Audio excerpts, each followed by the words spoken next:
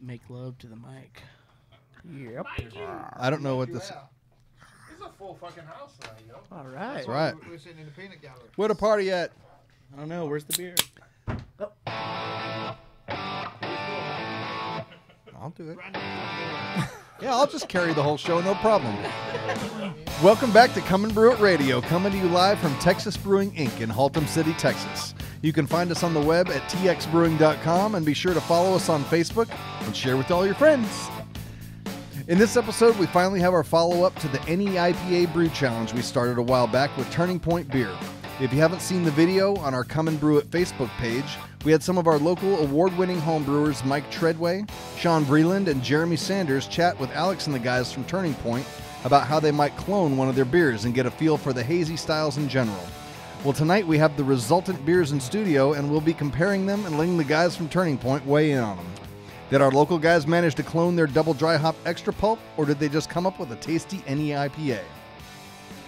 But before we get started, please be sure to check out our Patreon account to help support the show.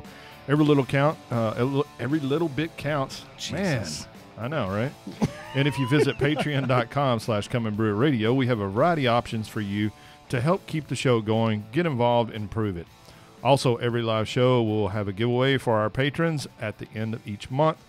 We'll also be doing a monthly product giveaway for all of our $5, $10, and $20 patrons. And we'd like to have... Whoa, you cut off my music? But we'd also like to get a big thanks to Joey Carter and Chris Robertson for their contributions. All right. Thanks a lot, guys. Yeah, Greg. So what these two guys just signed up this week? Awesome. Fantastic. This month. Thank you, guys. May. Awesome. All right. Well, welcome back to the show. We have a packed house tonight. Yes, it's a lot of people in here. We've got some people sharing mics. We have the party table on the back here. I wish you could all see this. Well, we're all celebrating Mikey's big 34th birthday, right? 21st anniversary of his 21st birthday. Yeah, 21st of my 21st. Yeah. Right. Yeah, okay. So you have to do the math. Again. Yay! Finally. You've been So able to drink legally for half your life now? Yeah, I can legally drink for the time it takes to legally drink. That sounds like he's already drinking It's double the amount he was when he was 21, right? I don't know if it works like that, actually. Oh, man. So, anyway, recent happenings. It's effing hot. Yeah. Yeah. It's effing hot, yeah. Which, that we joke about that, but actually here that has a big impact on the homebrewing scene. It gets to the point where it's tough to get out and brew because it's so damn hot. Now, Chris and I brewed on Memorial Day weekend, and we got started at 8 a.m.-ish. And it was already 87, 90 degrees it was outside. already hot. We sweated our asses off. Plus the propane burners in your shed. It's hotter than... So basically, we took our shirts off and just started spraying each other down with water. And, oh, my God. Well, you do that when you don't brew, so. Dude, I had Nigel at my house on Friday when it was still just starting to ramp up, and I thought he was literally going to melt. I've never seen him so red. I thought he was going to melt. I melted twice. So did you just get out the British too? Get out the slip and slide and make it a party? Spray some wort down on the slip and slide and just go to town. It has the opposite effect. Yeah. The slip and slide at Greg's house is a dangerous thing with his tortoise. Oh, this tortoise. Oh, okay. Especially naked. Is that what he's calling it these days? Yes, it is. Man. Yeah, it is definitely hotter than Satan's testicles, that's for damn sure. But it changes the way you brew out here, too. Your groundwater gets to be, in the middle of the summer, my groundwater has been as high as 90 degrees at my house before, which makes it tough to chill. Bragger. It makes your time to get to boiling or get your water heated up shorter, so that's good.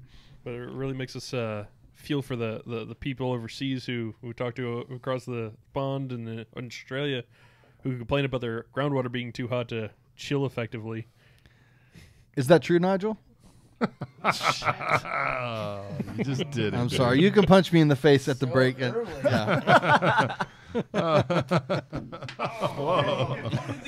Casualty. Whatever hits me, I deserve it. That was uncalled for. That was a down under blow.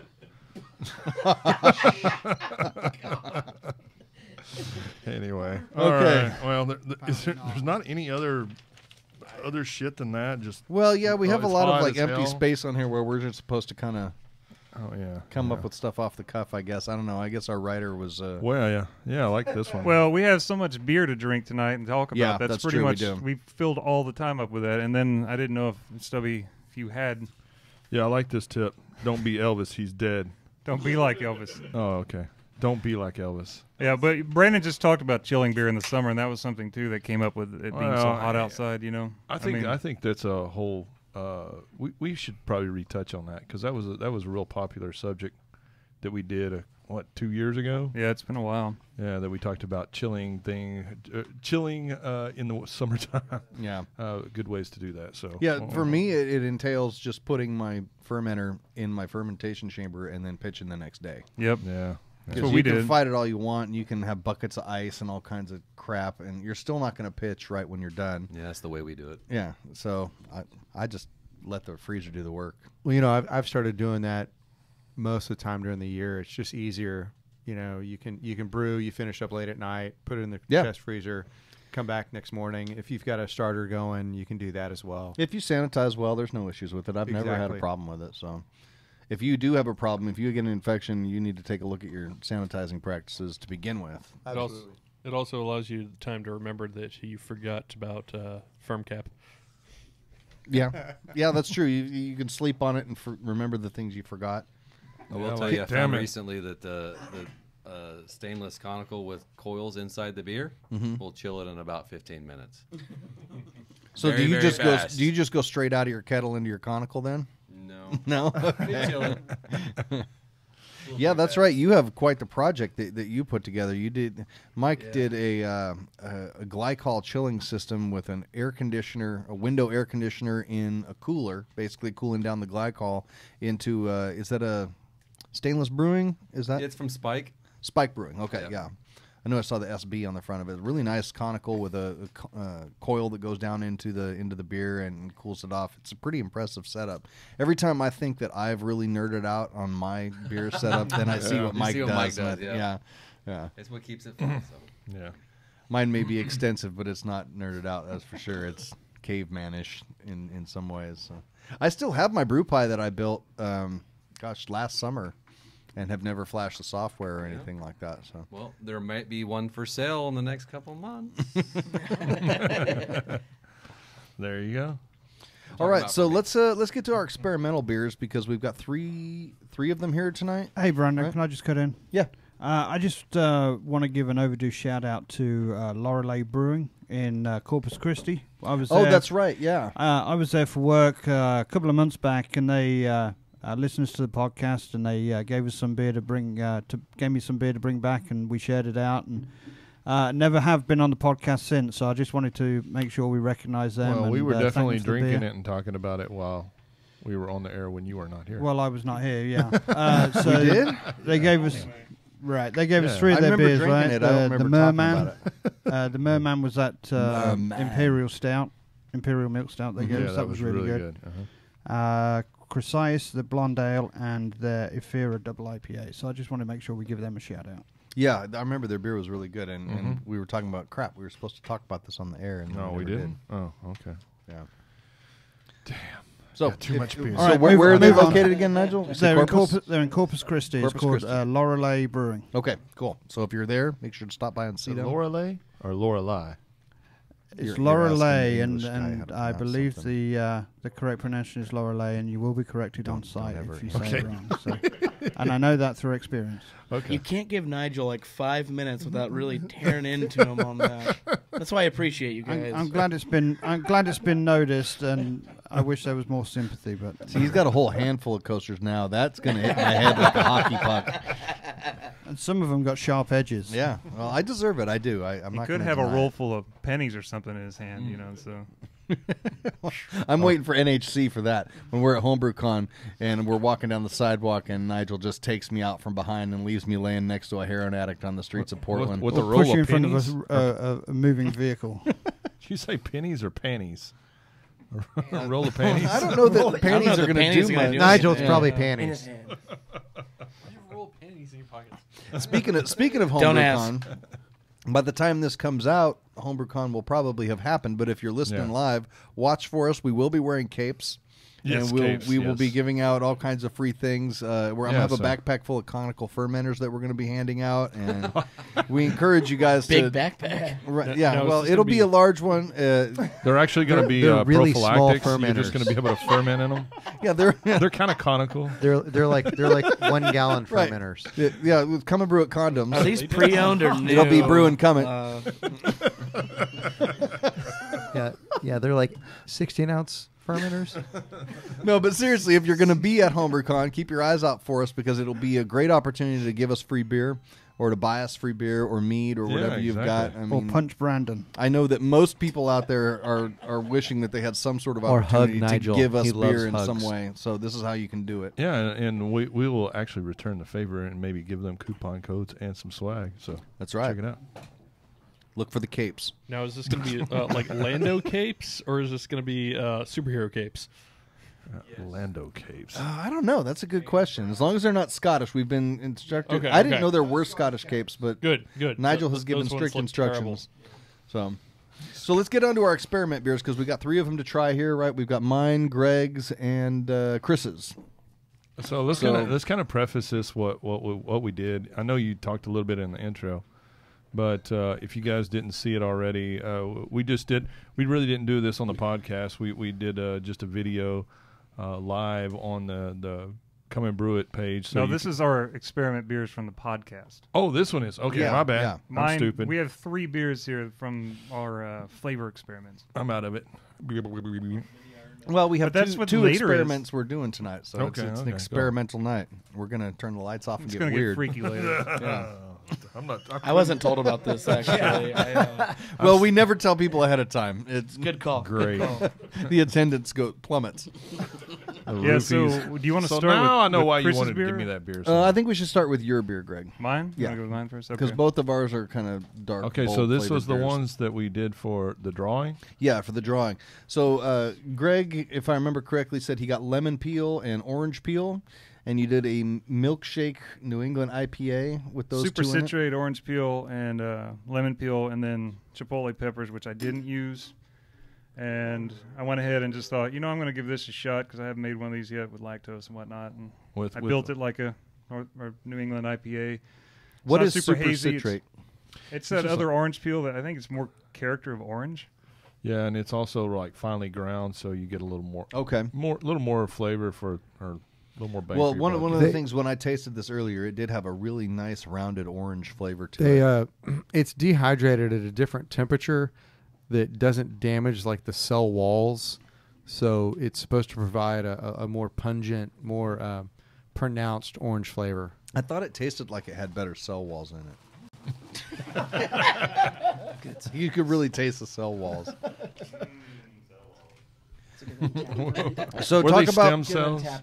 well, I guess Greg hoppy can't talk about it while he's dreamsicle. pouring, but so we're talking about a milkshake IPA is generally an IPA with lactose in it. Great. My wife's really gonna hate me now. You said Yeah. it is vanilla in it. Who said Is that? there vanilla in it? Oh God. You see, Eric is the guy who told us to quit doing that, and he's always the one who instigates it Right. every single time. Yeah. Yeah, so I guess the common theme with these is it's using milk sugar. It's a lot of times it's going to be a hazy IPA of some form, usually leaning towards tropical fruit character of some kind. And then, of course, they've been using vanilla in a lot of them. I don't know if that's a pretty much always type of thing, but it seems to be. Is there vanilla in this one? And there is some vanilla in this one. Okay. This one actually, having not found any beans that were in any way cheap recently, I actually just treated this growler with a little bit of extract to try to get a flavor Like range just vanilla to start extract? it. Like So baking yeah, vanilla? vanilla extract. Like you bought at the store, or Yeah, what- yeah, okay. like cooking vanilla extract. Oh, that kind of stuff. Okay. Yeah. Right So I treated that. Let's see. Mikey, will you hand me the piece of paper that's in the side of my bag there? Nope, the other one. Yeah, I got the recipe here. I think the vanilla and hops are working. Yeah, I Yeah. think it works together with the. I think with the lactose, that's what makes that work. 'Cause I don't see the vanilla working without the lactose. to me. I mean, you guys know. Well, I think it's one of those things where feel free to comment. Where the Tell me vanilla it's a piece of actually shit or whatever, you know. It's a little overpowering. I think in this case the vanilla actually props up the orange flavor and accentuates it the same way if you put it in a porter, it accentuates the chocolate flavor. It's not a strong vanilla flavor on its own as much as it's part of a couple other flavors, and I really like that about it. I think it should be pretty minimal with what we're talking about here, you know. How much lactose did you use? It was a pound for a 6-gallon batch. So that's a fair amount. 9-10% of the extract bill. Yeah, 6%. 6%. Yeah. You know, I really like this. I think it's. I've had these when they had too much lactose. I don't like it. Well, lactose just doesn't have a great flavor to me. Right. I mean, if you can just taste the lactose, I think you should be able to it should just enhance the flavor. One of the things you guys talked about the last time you were on here was designing your recipe and your mash schedule around the fact that it had lactose in it, and not being just a beer that you put lactose in, but you dry out the beer some so that when you put the lactose in, it doesn't become heavy and cloying. And that's one of the things I think you did really well with this beer, Greg, is it's drinkable. I think it's really Yeah, good, it's really actually. good. Like, we just released our milkshake tonight at the brewery, Right. and we brought some for It's you in the guys. fridge. Oh, excellent. It's a pineapple, and I mean, Well, this see, is really good. You We actually just- added pineapple. That's one thing this doesn't have, and that's typical to these, is like a lot of fruit gets added to them. And that's what the peels were in this case, you know. And I mean, that's not that much peel, but it's concentrated flavor, I guess. That's the only thing I was thinking. So. I think it's delicious. Thanks. It's still finished at about, it started at about 1071 and finished about 1018. So it's a lot higher than it tastes to Oh, me as really? far as I would mouthfeel. never have guessed that was And that's 1018. to me the lactose, I think, more than anything, you know. And I mashed at about 151, 152. I would have range, guessed so. that was closer down around 1012 or I like that. 1013 because it's not heavy at all. Yeah, I like it a lot. But it's 8 pounds pale malt, 4 pounds maris otter, a pound of flaked oats, pound of Vienna, 0.75 pound of Crystal 10, half pound of honey malts, half pound of golden naked oats, and then Amarillo, Cascade, Centennial, Citra, Mandarina. Oh wait, I didn't have the Mandarina, I think, that day. Yeah, I put lemon drop in instead of the Mandarina because I didn't have it that day. And then the peels. So. And then the Omega Yeast Double IPA. I think it's absolutely fantastic. The only That's what I was thing, going for, that concept. So. He was going for fantastic. Nailed It's it. a little. It's a little maybe. The only thing that leans a little far out on some of the hop range, but I think that I think everything's there. To me, the only thing that I might change if it were mine is it's a lot of hops in it. No, I don't care. The hops doesn't bother me. I would just bring the vanilla down a little bit. Oh yeah, it's for this size. It was maybe a little less than a quarter teaspoon. I don't know, man. I think that's a lot of extra. Yeah, and I'm thinking like with a bean, 2 beans probably for one batch would be enough to cover it, but it's hard to say. You know, the thing too about the beans, it's a little more of a rich flavor. Right. It's not a one-dimensional thing either, Right. and it blends in a little bit better, I think. So the extract can be kind of difficult to use because it's a real fine line from not enough to too much. Right. But I would gladly take some more. It's very good. The next time you do it, you should. Have you ever used vanilla paste before? We started using that recently, and it's essentially extract, but it still has the beans themselves in it. it's just no husk. No right? husk. That's it. It's only easy half to as source much as that? it's only half Pretty as well? much as cocaine. That's the other issue with it. Yeah. But we've moved from whole bean to using the vanilla paste, and I don't like using extracts for the most part Right. unless I have to. Like there are some that are very good, but the artificial. Yeah, is not that's good. why I was like, you know what? We've been hesitant. Nigel and I were talking about it for another beer that we're doing for Key Lime Pie beer, and we're like, how much do we want to use? Because we really just need a hint, and what do we want to do with it? And that's the kind of thing that we were thinking. Well, I could treat it with some of that to see if it works or not, but it's going to be just barely any to make it work. Yeah, so. I almost think it's wonder if great, I'm not yeah. getting a little bit of bitterness even from that vanilla extract. I don't know. It's kind of maybe it's just blending with It's a bitter beer. the hops. Yeah. Yeah. Kinda So strange. I think I that think it it's actually great. rounds it out without Yeah, it. I think maybe. everything stands out more. Did you taste it before you put the Yeah. vanilla in? Yeah, Okay. the vanillas went in the growler. Oh, okay. Okay. It's not in the keg yet because I was like, I'm not sure what my ratio should be with this. So. Okay. Now that there's paste out there, I might just mess with that. Yeah, they do it like we get it in 1 gallon and 32-ounce jugs, but that's way too much money. You can get like 4 ounces on Amazon, I think, for like $25-$30, and you don't need any more than like maybe an ounce per 5 gallons. Yeah, that's at most. Yeah. See, I wonder about the thing with the beans sometimes if the husk puts off some off flavors that. I like it actually a lot. I like do the too. oil content on the husks themselves. I think it adds not necessarily viscosity, but it tastes like real vanilla, and that's what you don't get out of extract. Well, and this is one of the things I can tell you guys from my standpoint is when we, I used to have 3 or 4 different suppliers for vanilla beans. They don't have them anymore. Mm-hmm. They just don't have them anymore. They're just gone. And we at one time we had really freaking phenomenal quality vanilla beans, and then they were good. And then you had great prices on them too. Yeah, we've always had great Especially prices on them, but then we were just getting anything we could get, and I mean they were still okay, but those first ones we used to have, I mean, a year or 2 ago, they were just fat and they had a lot of oil. I mean, they would turn your hands black, from all the oil in them, but. I don't want my hands to be black. We don't even. You're so racist. The whole last year destroyed the crops. From what I hear, it destroyed the crops in like 4 different countries with typhoons and monsoon seasons and flooding and landslides. Madagascar lost 35% of their acreage. Yeah, exactly. And I heard India lost a whole lot too, and just it's hard to find. I follow a lot of discussions online. People have trouble finding one bean for less than $9. Yeah, some of them are $5 to $9 now. Yeah, even wholesale. So yeah, it's kind of crazy. So if you like vanilla, you're kind of the thing I really take from this is I would use that super citrate orange peel in a heartbeat. I really like the flavor out of that. I think I can taste all of the peel in these. It's pretty well. It's more of a actual true like California it's a true orange flavor. Yeah. It almost it's more like what an orange smells like than anything. And when you open that pack, that's exactly what you get. And you don't get that bitter, pithy taste to it either. Yeah. It's really just a true orange flavor, and that might be the vanilla kind of evening that out a little bit too. I think without the vanilla too, it's still very orangey. I think that was the focus of this too, especially with a lot of the hop choices and whatnot. And then knowing what the double IPA yeast does from Omega. And knowing how it might treat the Amarillo and whatnot too, I was thinking they're going to get some softer flavors coming out of that in the background that might support some of that real orangey. Did you dry hop during active fermentation? I did. Yeah. Okay. Yeah. You know what yeast did you say you used? The Omega Yeast Labs The double DA. IPA. Yeah. It's really good yeast for that. You know what's been really nice about these experiments that we've done so far?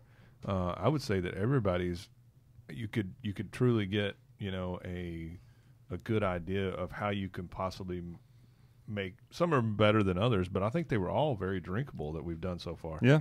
Of course we hadn't had yours yet, Brandon. I'm actually really happy with how mine came out. I was not real happy with the ingredients that I had. Yeah, that's why I haven't brewed mine yet. And let's open it up Next and taste it here.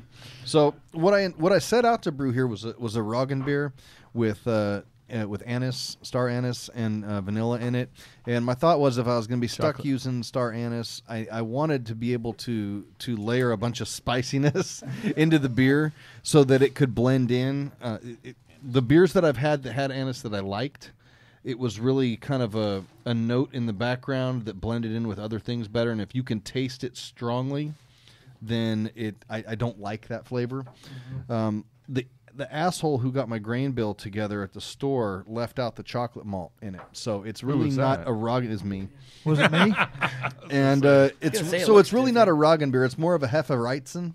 Hefeweizen.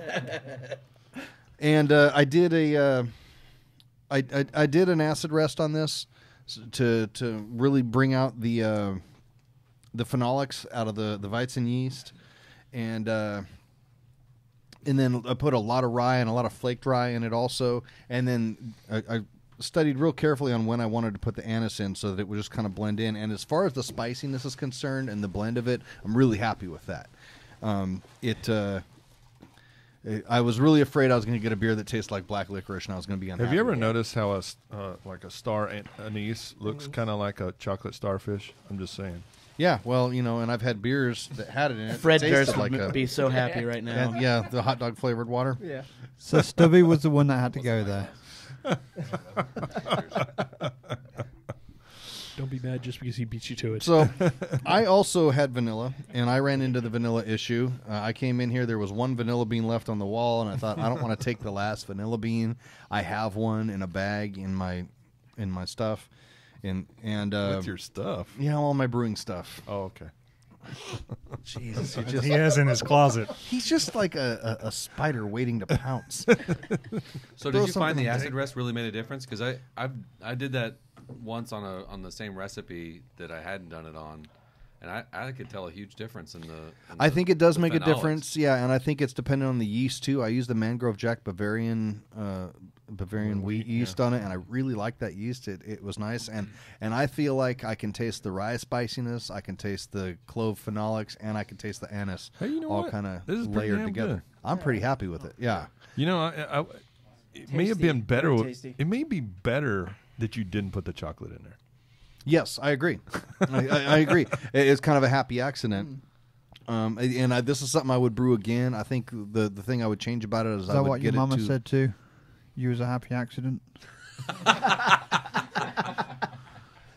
That was Oh good. my god! She's never outright said it to me. Walk To be Okay. honest, it's just kind of Bravo. understood. Okay. Yeah, and I'm the one who implies the happy part. The slow clap.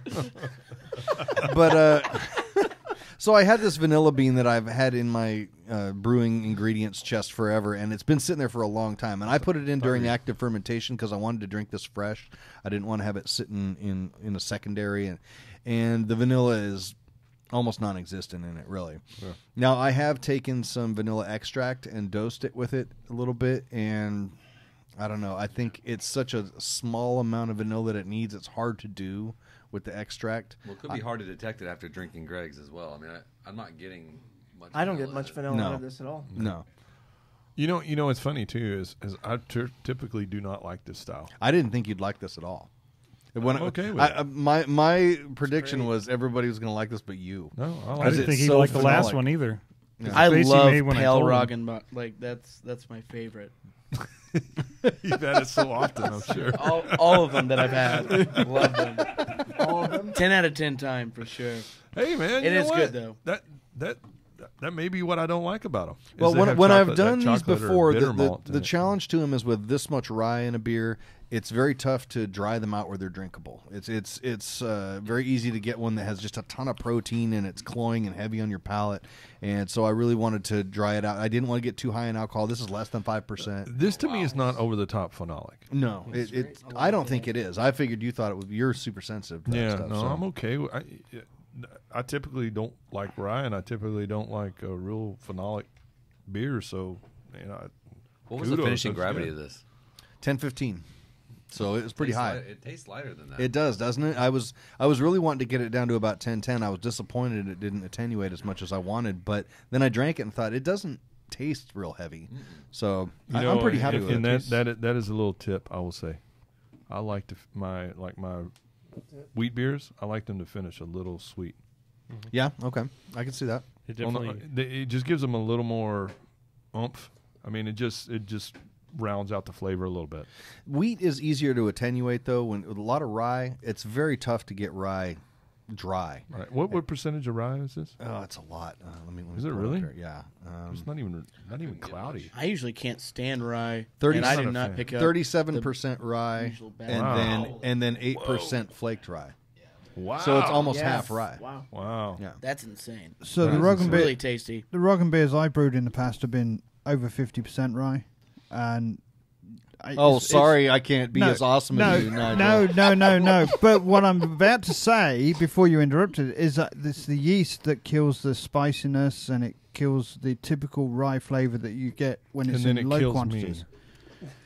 So typical, when you use say 3068 or Hefeweizen yeast on a Roggen beer, it's the esters and the clove and everything else, the phenols that Kind of steps on it. Yeah, that you're steps right. on the rye and the peppery, spicy notes that you typically get. Yeah, and that's one of the reasons I wanted to kind of layer the spice flavor Right. in this. I feel like I can pick out the rye, I can pick out the phenols, and I can pick out the anise separately, and none of them are stepping on the other one. And that's really what I was shooting for, because with a spicy beer like this, it can get out of hand. It's real really quick, so. interesting because I think you might be onto something, and I think a lot of the times the best discoveries are often mistakes. And one of the things that I think that from drinking this now is it's really it kind of sheds a new light on maybe the rye for me, or like a rye beer or a Rogan beer, because I don't really get that real intense, spicy flavor that I would expect to get from rye, you know. So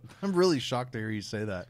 I thought you were going to just say this is just too much for me. No, I like it a lot. Really? Actually. Sounds like there's a kid in much this. rye in the flavor. I think what Nigel was saying was right. I think he hit it on the head. I think the flavor is being dominated by the yeast character, and I think that's I think it's a good thing. I mean, maybe a little more character with the rye would be nice. Well, and it's one a of great tasting beer. It's one of the other reasons to do the acid rest on this is that if you're in the right range, you're doing an acid and a beta glucan rest at the same time, and with that much rye in there. And actually, with that much wheat in there, you're doing yourself a big favor by doing a beta glucan rest, because then it turns into a regular mash instead of this muddy, pot full of shit that wheat or rye can turn into. You know, so I always do acid rests on all of my hefts, and I thought it came out nice. I tell you, it is a real trip. Yeah. Oh Jesus! Oh. That was bad. You had that one in the chamber for a few minutes there, huh? I did. Yeah. So at any rate, I'm going to brew this again.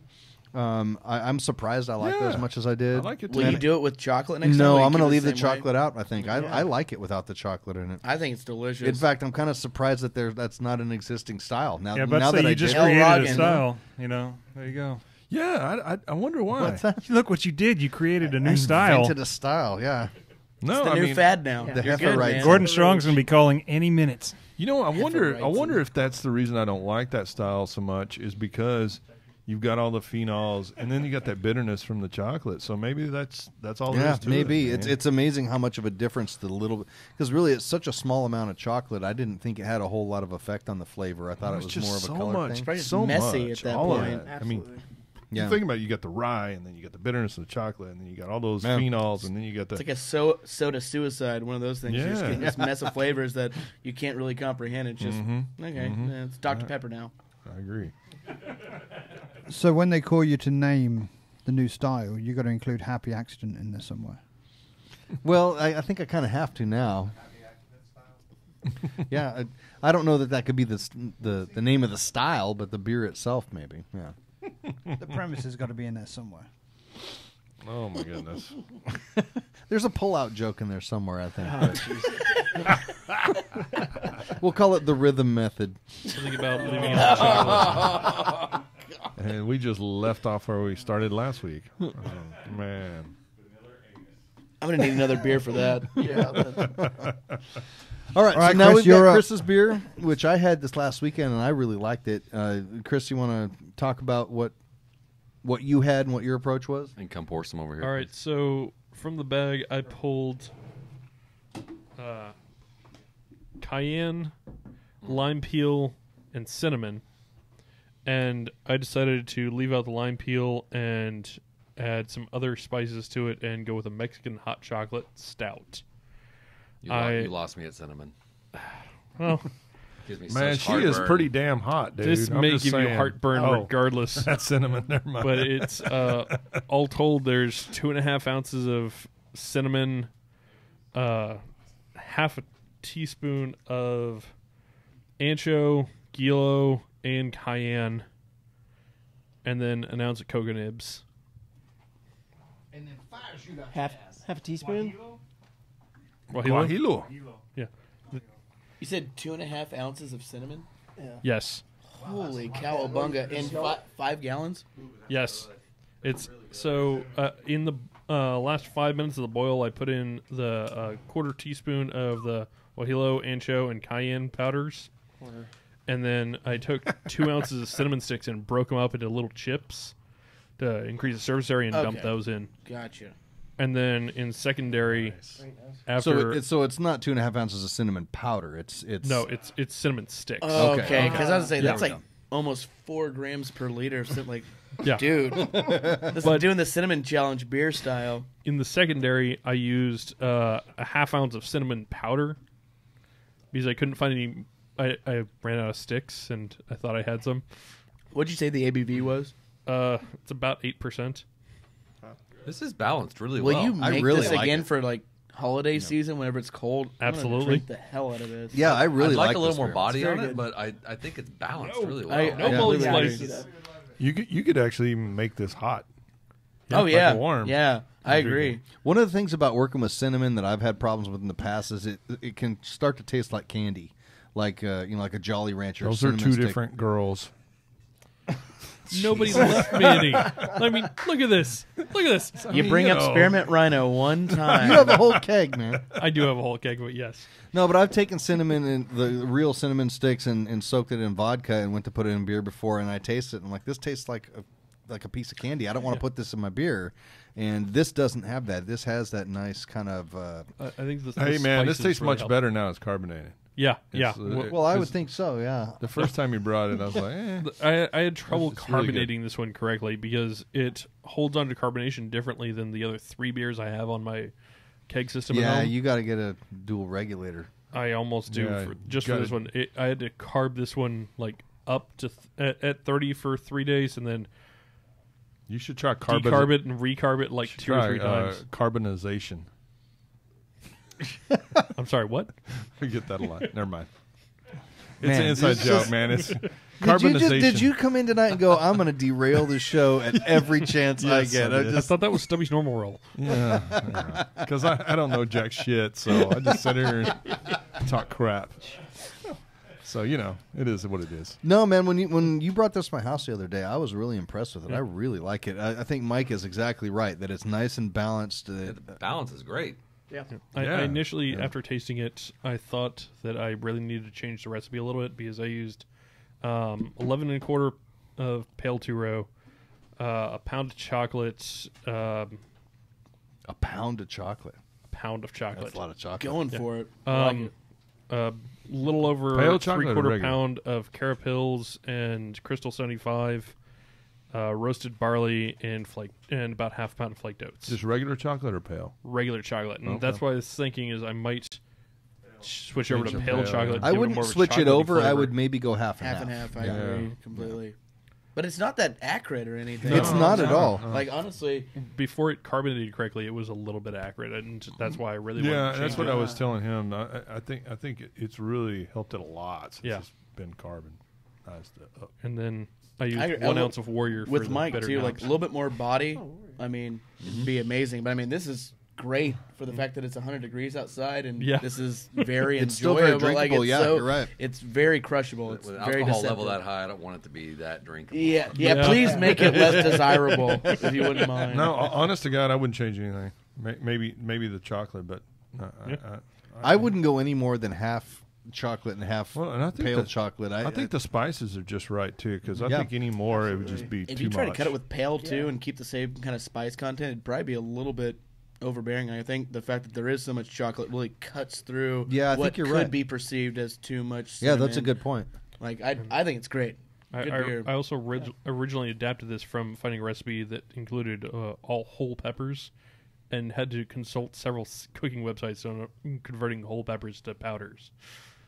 So Yeah, that's tough. We've Yeah, done it's some tough. habanero powder. yeah, Don't touch that shit. Oh, Yes. I bet that gets Yeah. out of hand quick. Yeah. There's probably some YouTube videos on people snorting that or something. I had good success with chipotle pepper powder. yeah. Chipotle is awesome in stouts. I This put it like in a little bit of cocaine. alcohol, Oh, alcohol. No, that yes. was Yeah, later. yeah. then a little bit of vodka or bourbon, and put it in a keg. It turned out pretty That's good. mild enough that it's. I think it's a little more forgiving. Yeah, I could see that habanero powder would get out of hand quick. man. Yeah, we did a honey habanero. It's actually in the cold room right now, but in a Russian Imperial Stout, and we ended up having to load up a ton of honey because of the was habanero so powder. hot. It's brutal. Well, you saw that, man. Was it when Macy came in from Hop Fusion? The infusion episode Man, we did. they did- That they shit put- went crazy. I put 2 habanero peppers in at a little Randall thing that I've got, and I liked it. I thought it was great. Everybody else thought I was it nuts. tastes like It was molten good, hot but lava holy going. shit, I man! thought it was could feel it going all the way down and coating my stomach, dude. And I was like, oh. Yeah, the We just most did 30 minimal grams amount. in a half a barrel, 15 and a half gallons, Oh and my it was God. like what the hell were we thinking? Go buy double the honey we got just to cut through this crap. Wow. Early on in the show, Collective had done a firkin of one of their beers and put some ghost peppers in it. And it was really, really hot. And Jimmy came in and was sitting at the end of the table over there, and someone just poured him a full cup of it. And he just tossed it back. And there's a big loud bleep in the middle of that show, and nobody listening to it knows what happened. But man, when you were in the room, it was so funny. Well, he went, "Fuck!" Well, I think it was weird because they brought like a 6-pack of crowlers. It was an unmarked crowler with ghost peppers in it. Yeah. And they don't trust those guys. No, they like to have way too much fun. I don't know. Harrington has this sense of revenge against me. I'm not sure where it comes from. That's just him. It's his heart. Yeah, actually. that's true. Yeah. It's because you're talking It's about not your just him. sweatpants, Yeah, That might be it. the I don't know. sweatpants ordeal. Yeah, he's got to get revenge on me for talking shit about me. I don't know what it is, but he's imbalanced. He's just a vengeful person. That's it. That's why we love him. It's the neck beard. And the neck beard. Never forget. So that takes us through all of our experimental beers, right? Yes, it does. So yeah, and before we get started with like the next part of the whole experiment thing, we kind of wanted just to find out how things are going for y'all since you opened, because the last time you were here, you weren't open yet, and we've only heard good things so far. And we've only seen good things happening, so tell us a little bit. Oh yeah, no, I think obviously we've had a very good response. We've been very thankful for everybody that's shown up and bought beer from us and tried our beers, and haven't had any complaints. But I mean, it's been very, very good. And how have your neighbors? How has that worked out? Because I know that was a big issue trying to get open. Was trying to play nice with the neighbors, not you guys trying to play nice, trying to get them to play nice with you. Let's just go with it's fine. Yeah. I figured it would be. I think they were worried much ado about nothing, really. For the first month, it was like every day was a new challenge with people we didn't know existed coming by. But after that, now we're fine. It's just have they kind of settled into the fact that this is not that big a deal. This is just another business. Business as usual for them and business as usual for us. Yeah, we're all cool and just kind of craft beer. They wave at us now, which is pretty rad. Yeah, that's pretty cool. Well, you just gave them a couple cases of beer and they forgot all about it. Yeah, no. They're not really those types of people. Some of their patrons have become our patrons, so it's. I don't think you can actually say that. In public at all. Well, they didn't. They're not supposed to. Don't worry. They don't need to know that. I don't think they listen to this show, so I think you're okay. Yeah, it's a safe space. It's gonna come out though. Now it's it's there. Great. Just like Brandon. I'm a safe space. No, come out of your closet. I think it was the coming out is what he went with. I'm assuming. Stubby has literally never put anything in a closet before. I haven't, especially not a brewing. He thinks those are extra rooms in his house. My room's got rooms. Yeah, I don't even close the doors. 8 living rooms. Got a 14 bedrooms. Right. 12 bathrooms. It's a mansion. But no, everything's been really, really awesome. We've had a good time. The last time we were here, since then, I think the three of us have matured a lot because it's a complete beatdown. I think we're pretty much running on Red Bull, coffee, and beer like all the time anymore. But it's fun. It's exciting. We're brewing all the damn time. Yeah, earlier you were saying it's like you don't even have much of a chance to go out and try other people's beer and whatnot. Yeah. We were so excited about coming out tonight to try other people's beers. Anything but Turning Point. Anything but Turning Point. That's why we brought you guys so much beer today. Just don't give us an opportunity. We don't need it at all. Well, I got to say, we've had a bunch of your beer on the show here recently. There always seems to be some Turning Point beer in the fridge. I'm sorry. I absolutely love it. We shared it, and everybody loves it. So. When you were last on, we were all still trying to kind of figure out this NEIPA thing. Absolutely. What exactly is it? What do we think of it? there's half of our experience was looking at pictures on the internet. Yeah. Look at that beer; it looks weird. Just get an Something's wrong Instagram with it. account. You're good. You'll learn everything you need to know after there. It's totally fine. Well, since then, I've made it a point to try NEIPAs everywhere I go. If I'm in different parts of the country, wherever I go, I'm just fascinated with what do I think about them. And I've decided that I really, really like not only what's being made, but the direction that it's taking brewing in general and the basic philosophy behind it and the idea of this huge flavor component and a lowered bitterness component and some mouthfeel to it and all that. And whenever I see your beers in the fridge are the first ones I grab out. I've just become a huge fan. Everything you guys put out I really like. So we're really excited to have you guys into Brandon has indeed stroked it a lot for you guys on the show. I have, man. I have. I have to ask, what's your least favorite? All of them.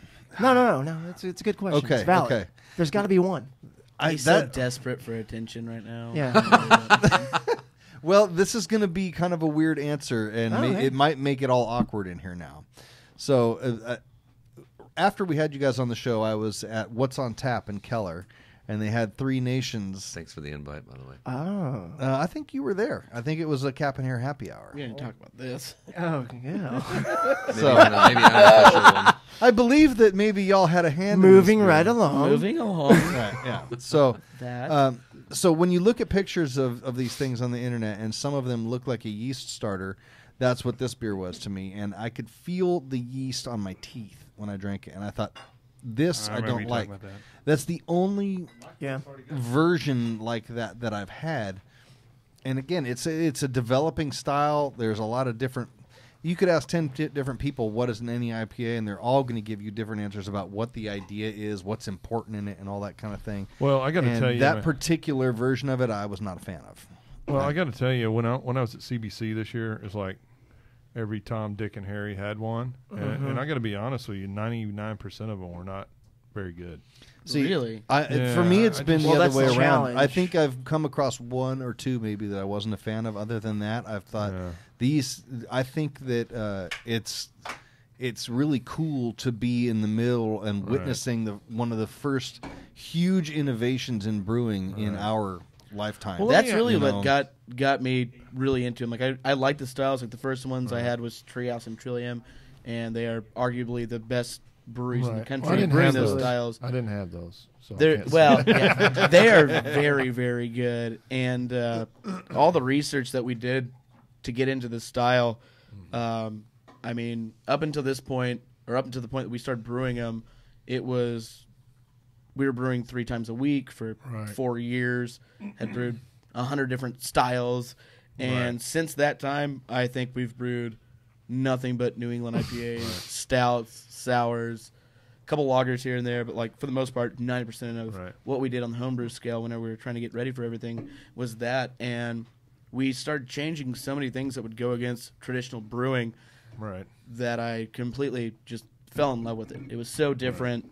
Like water chemistry was such a massive part, not just adding to necessarily the mash just to get it there, but also to the kettle, like just trying to manipulate as much things as possible to get essentially 3 main outcomes, which is juiciness, mouthfeel, not haze. I don't really care about that. There's plenty that are good with that. I mean, Sip of Sunshine from Lawson's great, but you know that's one of the things I think is interesting about the style, because a lot of the ones I had in Nashville at CBC this year had a texture to them, and I didn't like it.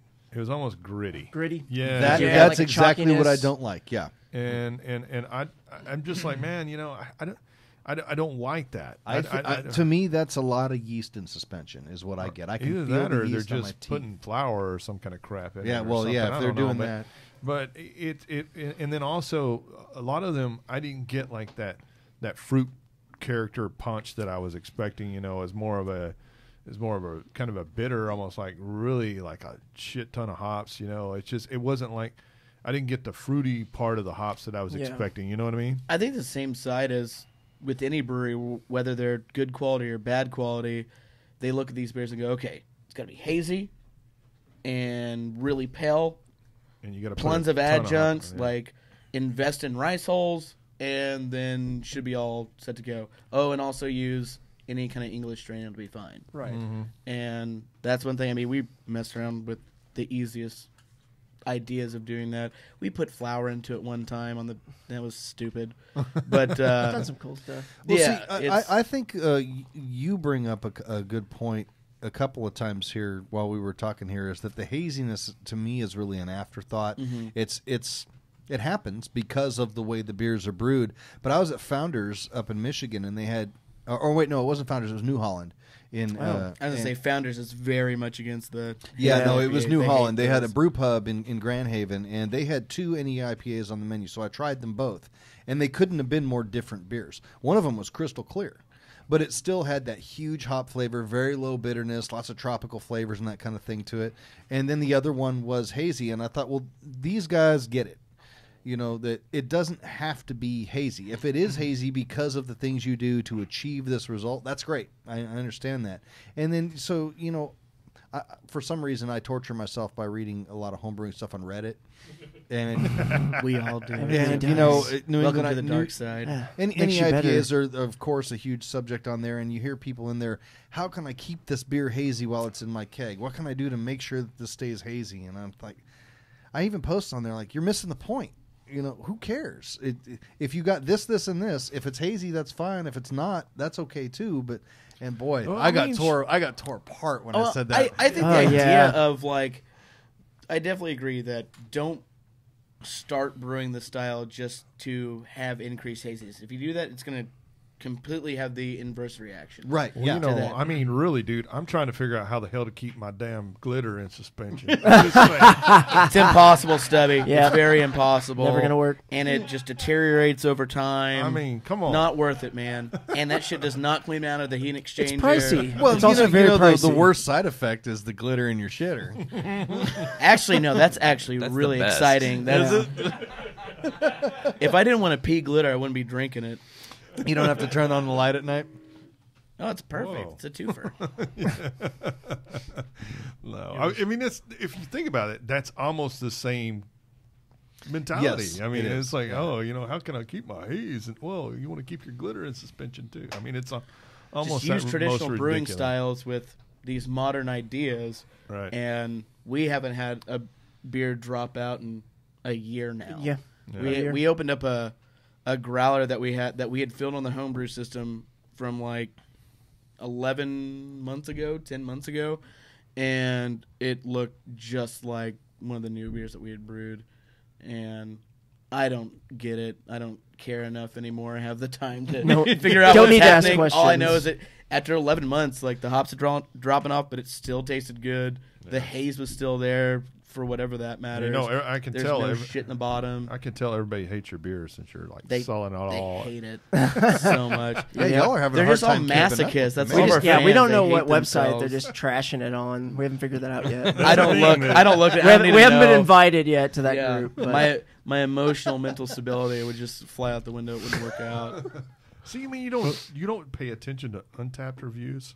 I wait until JP says, "Hey, this beer has like a 2.5." I'm like, what the hell did we do this beer? Just kidding. It's like 4.2. Yeah, that's not funny. I'll check them every now and then. And Untapped's pretty. It's not funny. Like, Untapped's hard. I judge it based on did people buy it? Do people say that they like it?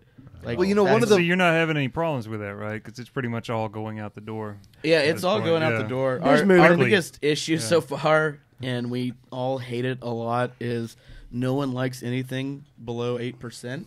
Yeah. And so we're not really brewing pale ales or IPAs anymore. We're brewing double and triple IPAs that require double mashes, and is the like, now I have no problem charging $25 for a damn 4-pack. Yeah, Go fuck yourself. Drink a 7% beer, you piece of shit. No offense. Yeah, but you know, we used to have that's what people want, though. They want super high ABV because all these beers are being shared. Hardly anybody's sitting down drinking a pint to themselves, and it's very frustrating. You know what's funny? It's funny because I used to be that way, but now I'm like, I want session beer. I'm with you on that. I was everything I brewed, I was doing 8%. I was doing 8% ESBs and wit beers and all kinds of shit. So I don't want that. It makes me wonder if this style is not bringing a lot of newbies into the craft beer scene, maybe because Usually I think it's only bringing in newbies. I think it's bringing a lot of newbies. I think because if it, just like you guys said, whenever we all first started brewing, it wasn't about what's the most sessional beer that we can make. Yeah. It's what can me and my friends get drunk on the fastest. Right. And that's kind of what this has become. And I Well, know I think there's a bit of a stigma to it with established beer drinkers too. Some of them look at it and immediately don't want to like it. Oh, because giant it's Joe. bad. Yeah, Right. I want a 5% beer, and that's I think the majority of people drinking these beers right now are sharing them with their friends, and nobody wants a 5% 2-ounce poured 15 times in a row. Right. Yeah. For Just sure. have to pee all the time. Definitely. And I kind of get that, but also I want a pint of 5% beer all the time. Well, it all depends on what you want to get out of it. I mean, that's it goes even back to the discussion of Bud Light drinkers and all that. If that's what you like, if that's what you want out of beer, then drink that. It's all about what you enjoy. So I have a hard time knocking anybody, with the exception of maybe these beer festival people who are just like, let's go get as hammered as we can. I'm going to fall on the ground. And that doesn't work. That's actually been our biggest issue, is trying to figure out how we're going to have 10 beers on the board and 8 of them are 8.2 and above, and keeping people standing up the whole time. Luckily, we haven't had any issues. Yeah, actually, we had one issue. JP actually drove the dude home, but other than that, everybody's been. Or he drove me home. I don't need can't to remember. hear that. I'm just at kidding. all. I'm just kidding. I drove him home. You told me. Well, who cares? Everybody's safe. Nobody went to jail. But no, that's been the biggest concern, is everything's 8 to 12, 11% in the tap room. Yep, it How got are you me gonna one keep night. I was actually talking to our Uber driver about that. I came into the brewery last Friday right after work.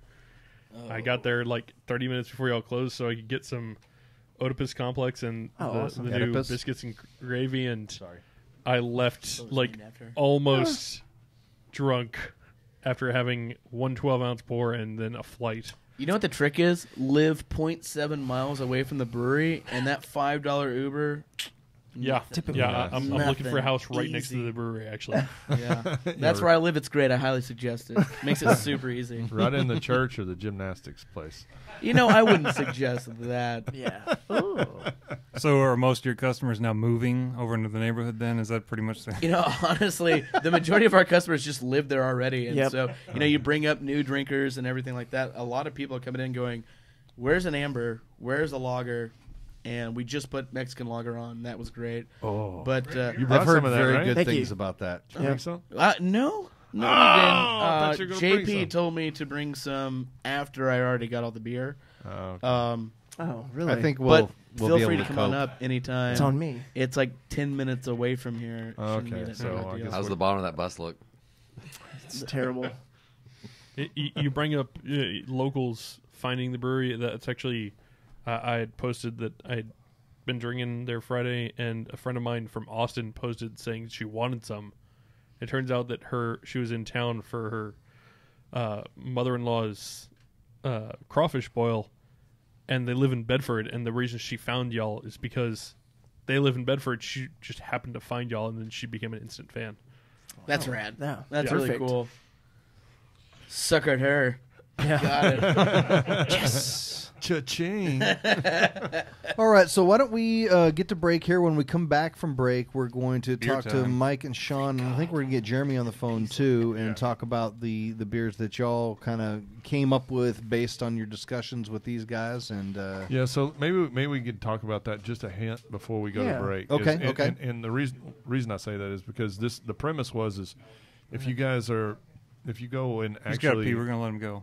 No, we're fine. No, I want to hear it. I'm going to hear it. I wanna hear it. I wanna So hear it. if you guys go to the Come In Brew It Radio page on Facebook, you can watch the video. And basically, what it was is we wanted to get a couple of our really good home brewers in the area to basically come up with their own recipe without them giving away too much on the recipe front. On their Correct? own with Yeah. help. Yeah, with a little guided Yeah, a little help, but I'm so excited right now. yeah, Actually, I'm going to shit all. Just kidding. I'm really excited about trying them. I was gonna say that's gonna I'm be, actually going to cry a little bit. Because I already know there's It's better. better brewers than me. Yeah.